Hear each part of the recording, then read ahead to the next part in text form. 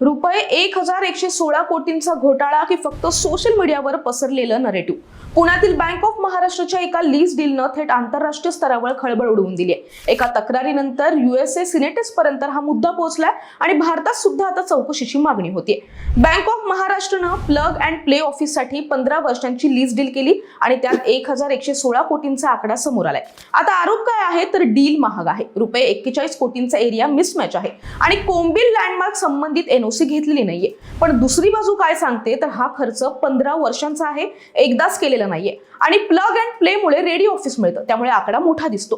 महत्त्वाचं म्हणजे कोम्बिल लँडमार्कच्या एनओसी बद्दलचा दावा पूर्णपणे बेसलेस असल्याचं सांगितलं जाते।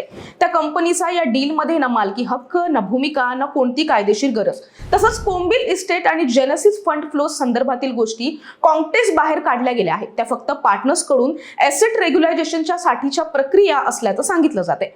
आणखीन एक ट्विस्ट म्हणजे तक्रार करणारे विनोद गन्नू हे संबंधित कंपनीत पार्टनर होते, ज्यांचा हिस्सा फक्त रुपये 9,999 असल्याचं सांगितलं जातंय। त्यामुळे बँक ऑफ महाराष्ट्र विरोधात कोणताही ठोस पुरावा नाही आणि बँकेने सर्व आरोप फेटाळले। म्हणूनच हा मुद्दा खरोखरच घोटाळा आहे की मुद्दाम तयार केलेलं नरेटिव्ह असा प्रश्न आता निर्माण झालाय।